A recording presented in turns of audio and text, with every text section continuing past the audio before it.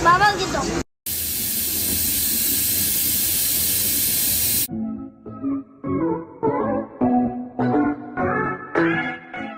Kylie Padilla, ipinasyal muli ang kanyang dalawang anak na si Alas at Axel sa ibang bansa sa Taiwan, kung saan doon nga sila nagbagong taon at talagang minabuti niya na doon mag-start ng New Year 2025. Masayang-masaya sila kahit sila lamang, kahit wala ang kanilang daddy Aljur.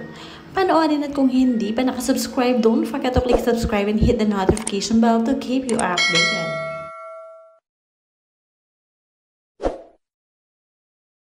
This New Year 2025 is a fresh start for Kylie Padilla. Kinaya niya nga na mag-isa noong 2024 at nagtaguyod ng dalawang anak na siya lamang.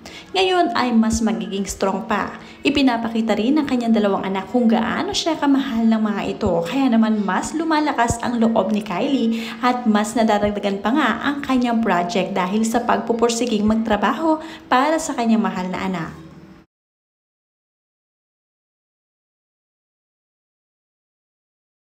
Ito nga ang kasiyahan ni Kylie, ang makitang nag-e-enjoy at masaya ang kanyang mga anak. Kahit siya lamang, talaga namang pinupunan niya ng buong pagmamahal si Alas at Axel.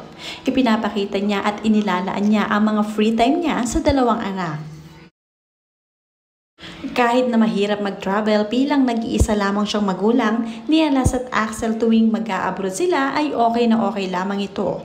Nakaya nga ni Kylie noong maliliit pa, what more nga ngayon na malalaki na ang mga anak niya. Isa nga sa pinaka-highlight ng kanilang Travel 2025 ay magpunta dito sa Taipei, sa Taiwan, kung saan nagsulat ng mga wishlist ang kanyang mga anak. Talagang tuwang-tuwa at masayang-masaya ang puso ni Kylie na may mga kanya-kanya palang hiling ang kanyang dalawang anak. Dito nga dinala ni Kylie ang kanyang dalawang anak sa Taipei, kung saan doon nga para ma-experience nila ang iba't ibang klase ng culture. At syempre ganun din ay makita niya ang mga kahilingan ng kanyang anak dahil nga sa Taipei mayroon sikat na lugar kung saan doon ay magsusulat ka sa isang lantern na mga wishes mo at saka mo ito sisindihan ng apoy at saka ito paliliparin.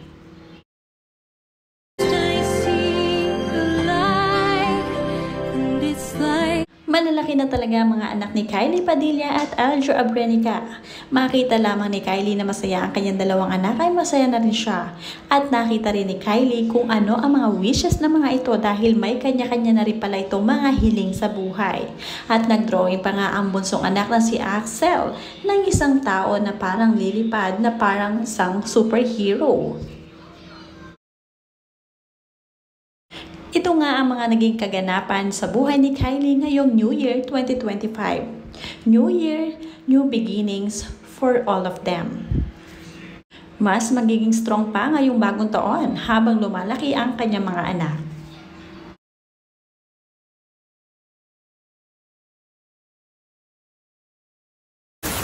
We are going to Cat Village, and it's so scenic.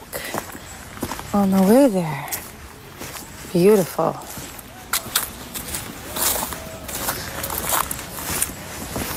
Nauna na yung mga bata din. Habang si Aljur Abrenica naman ay ini-enjoy rin ang kanyang buhay bilang isang solo parent din.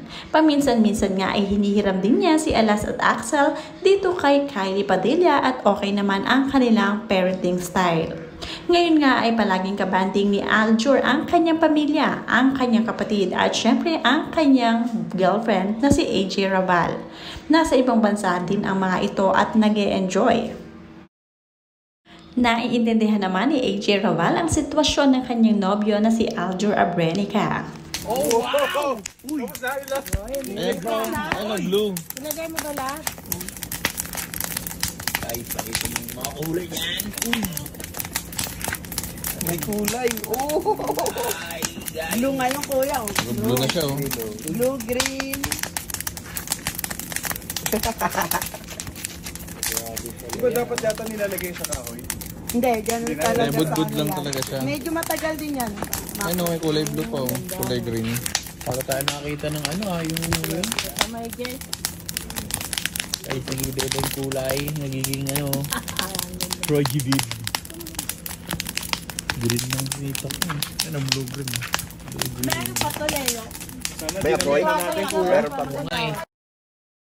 to. Gulat ba? Gulat ba? Gulat ba? Ay! Ah! Ito! Ito! Bro, nakikita mo ba? May usok yung hininga. Malamig na yun talaga. Oh, mano.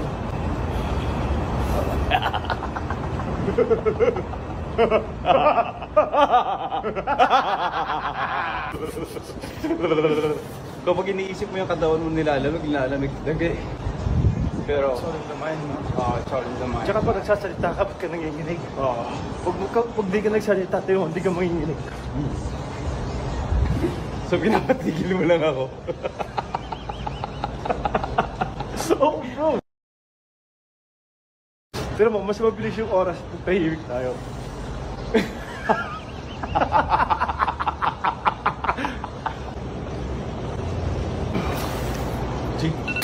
Sige, go!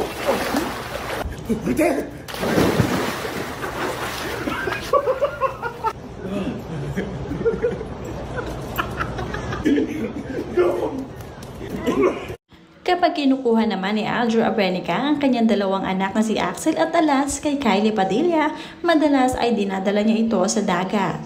Dahil nga mahilig ding mag-swimming ang dalawang bata, kaya naman ito ay nagiging banding ng mag-aama. Talagang solo trip din itong si Aljur kapag kasama niya ang kanyang dalawang anak para focus siya sa mga ito. Maaga rin ngang mga naging mature ang mga anak nila ni Kylie na si Alas at Axel dahil naiintindihan ng mga bata ang setup ng kanilang mga magulang. Talagang ganito lamang ang buhay. Masaya rin naman sila kapag kasama ang kanilang daddy Aljur at different din ang kasiyahan tuwing kasama ang kanilang mommy Kylie Padilla.